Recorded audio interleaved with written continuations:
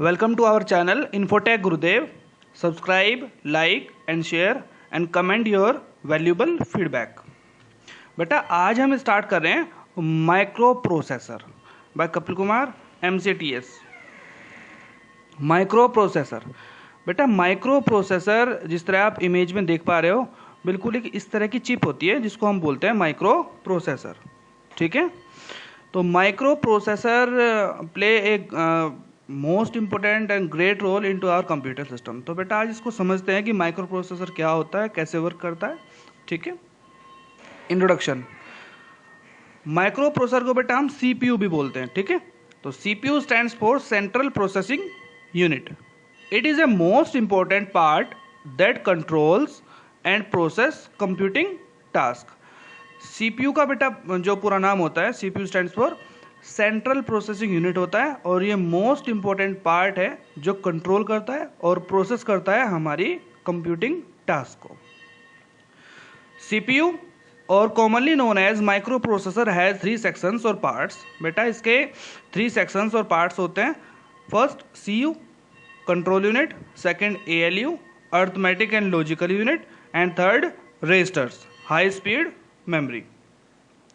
तो बेटा यहाँ पर हम आपको समझा रहे हैं कि माइक्रो प्रोसेसर के जो 3 पार्ट्स होते हैं, जो फर्स्ट वाला है ये CU है, ये वर्क करता है एज ए मैनेजर। यहाँ पे शॉर्ट में मैं आपको बता रहा हूँ तो आपको समझने में थोड़ी आसानी हो जाएगी। बेटा CU वर्क करता है as a manager, ALU work करता है एक्चुअल प्रोसेसर, ये एक्चुअल जो हमारे कंप्यूटर के अंदर जो प्रोसेसिंग वर्क होती है उसको डन करता है ALU अर्थमेटिक लॉजिक यूनिट या logical unit. Registers store intermediate results. तो प्रोसेसिंग के दौरान बेटा जो हमारे रिजल्ट्स होते हैं, जो प्रोसेस हो चुके होते हैं, उनको स्टोर करता है रजिस्टर्स। ठीक है, प्रोसेस्ड रिजल्ट को भी और इंटरमीडिएट रिजल्ट्स को भी स्टोर करता है। ठीक है, तो बेटा माइक्रो प्रोसेसर में जो मैंने आपको तीनों के बारे में बताया अभी, CU as a manager work करता है, कंट्रोल करता है हमारी कंप्यूटर की सभी हार्डवेयर और सॉफ्टवेयर डिवाइस जो मतलब सॉफ्टवेयर्स को, और ALU एक्चुअल प्रोसेसर की तरह वर्क करता है और रजिस्टर्स स्टोर करते हैं इंटरमीडिएट रिजल्ट्स को। अभी मैंने शॉर्ट में समझाया, अब इनको डिटेल में समझते हैं। बेटा CU control unit, CU stands for control unit. It is a part of microprocessor and control all the instructions before processing or execution and after the processing or execution. बेटा CU का जो पूरा form है वो है control unit. It is a part of microprocessor, ये part है microprocessor का और ये कंट्रोल करता है इंस्ट्रक्शंस को। इंस्ट्रक्शंस क्या होती है? यूजर के द्वारा दी गई कमांड्स को बोलते हैं इंस्ट्रक्शंस, हिंदी में बोलते हैं निर्देश। बिफोर प्रोसेसिंग, प्रोसेसिंग से पहले इंस्ट्रक्शंस को कंट्रोल करता है। ठीक है, और प्रोसेसिंग के बाद इंस्ट्रक्शंस को कंट्रोल करता है। प्रोसेसिंग के बाद जो प्रोसेस्ड इंफॉर्मेशन होती है उसको भी ये कंट्रोल करता है। It acts as a manager of our computer system. ये कंप्यूटर सिस्टम में एज ए मैनेजर वर्क करता है, मैनेजमेंट देखता है। ठीक है ना, because it controls all the hardware and software also. अब बेटा इसको और भी ज़्यादा हम डिटेल में समझेंगे CU किस तरह वर्क करता है। ठीक है, मैं आपको step by step in depth में लेके जा रहा हूँ। ठीक है बेटा, तो CU in detail.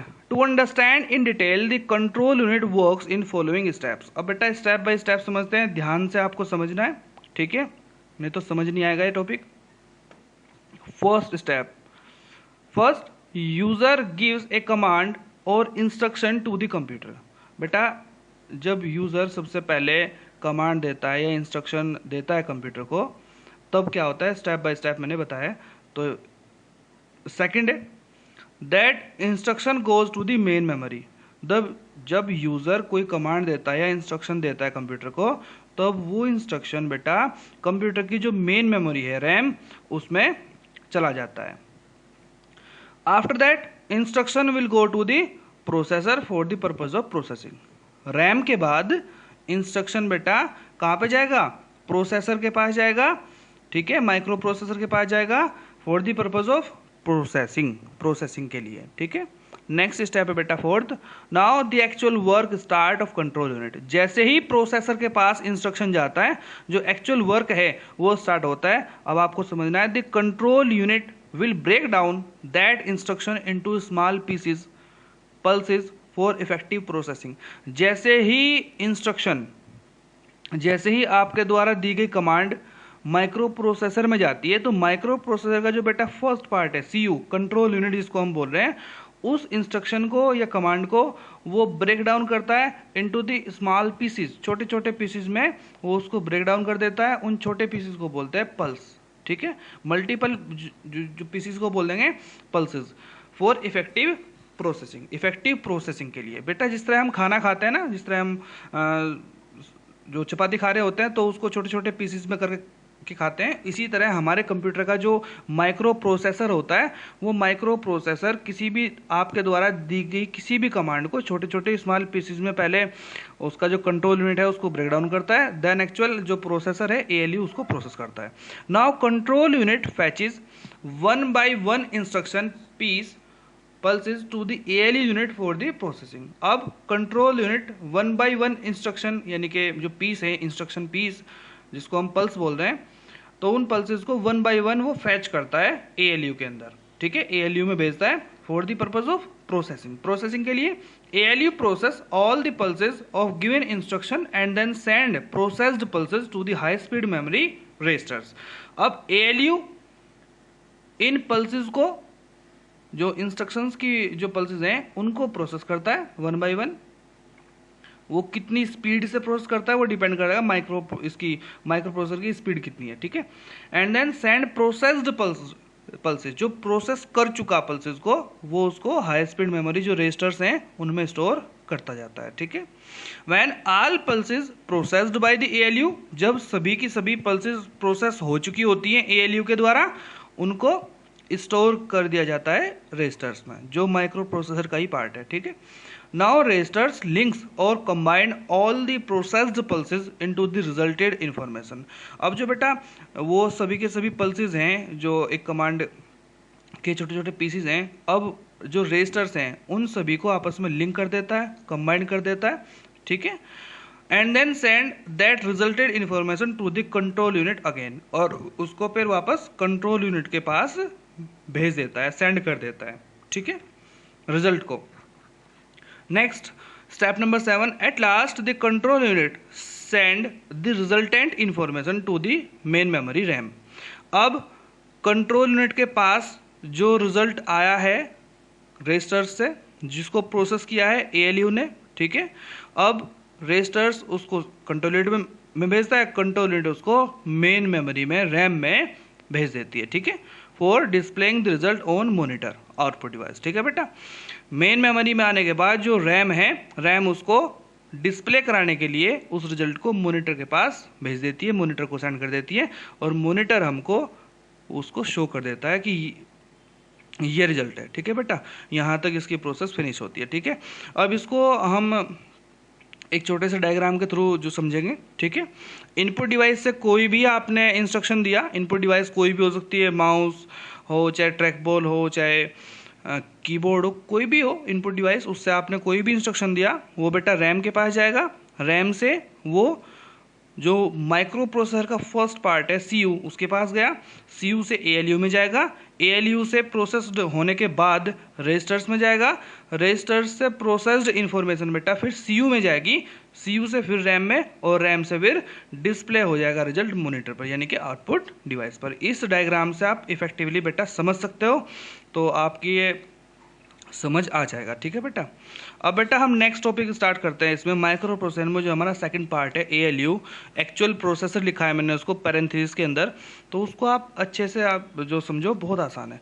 ALU stands for arithmetical logical unit. ALU stands for होता है arithmetic logical unit. It is the actual processing unit, ये एक्चुअल प्रोसेसिंग यूनिट होती है। It process only binary data and instructions, example zeros and ones. बेटा जो ALU होती है, ALU जो प्रोसेस करती है इन्फॉर्मेशन, वो कंप्लीट उसके पास जो डेटा आता है या इंस्ट्रक्शन होते हैं वो बाइनरी लैंग्वेज में होती हैं। जैसा आप इंग्लिश में कोई भी कमांड देते हो, कंट्रोल S देते हो, कंट्रोल A देते हो, कुछ भी देते हो कमांड, तो हमारा जो कंप्यूटर है उसको with the help of various type of translators उसको ट्रांसलेट कर लेता है, किसमें, बाइनरी में। तो जो ALU होती है, हमारी जो एक्चुअल प्रोसेसर है, उसके पास जो डेटा इंस्ट्रक्शन जाते हैं वो बाइनरी लैंग्वेज में जाते हैं, ठीक है, बाइनरी कोडिंग में जाते हैं, 0 एंड 1 में। तो ALU केवल 0 एंड 1 में आए हुए इंस्ट्रक्शंस और डेटा को ही प्रोसेस करता है, ठीक है, बाइनरी इंफॉर्मेशन को ही ये प्रोसेस करता है।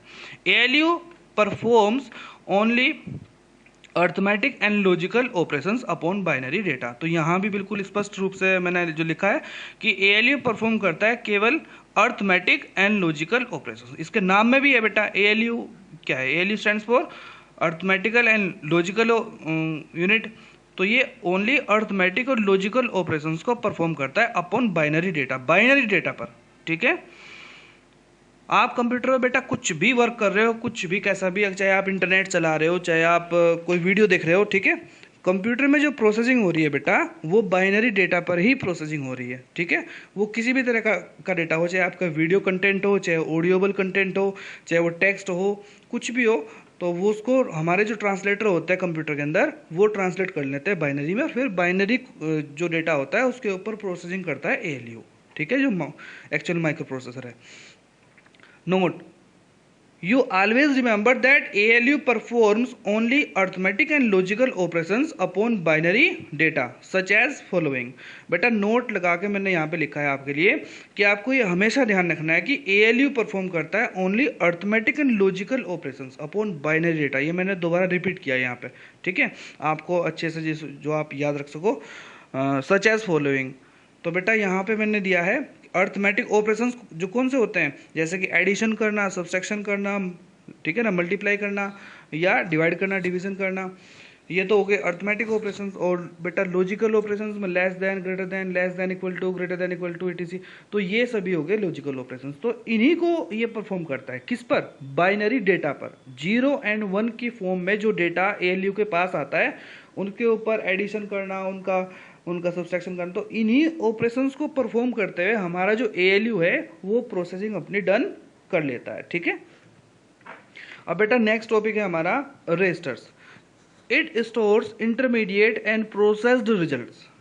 रजिस्टर्स क्या होते हैं बेटा, रजिस्टर्स हाई स्पीड मेमोरी होते हैं, ठीक है, माइक्रो प्रोसेसर की। It stores intermediate and processed result. ये स्टोर करता है बेटा इंटरमीडिएट और प्रोसेस्ड रिजल्ट। ये इंटरमीडिएट रिजल्ट क्या होते हैं, इसको मैं आपको बताना चाहूँगा कि जो इंटरमीडिएट रिजल्ट्स होते हैं, इंटरमीडिएट रिजल्ट्स का मतलब होता है कि जो हमारा ALU प्रोसेसिंग कर रहा है उस ALU में बेटा, ALU के जो अभी जो प्रोसेसिंग चल रही है, जितनी प्रोसेसिंग हो चुकी है, अभी प्रोसेसिंग पूरी अगर नहीं हुई तो उसको बोलते हैं इंटरमीडिएट रिजल्ट्स। और जो प्रोसेस्ड रिजल्ट है, प्रोसेस्ड रिजल्ट होता है कि कंप्लीट प्रोसेसिंग हो चुकी है, ठीक है, जो भी कमांड दी थी या इंस्ट्रक्शन दिया था उसकी कंप्लीट प्रोसेसिंग हो चुकी है, ठीक है, उसको बोलते हैं processed result. After finished the processing work by ALU, जब प्रोसेसिंग वर्क फिनिश कर लेता है ALU, now the registers join all the processed pulses into each other and send them to the control unit.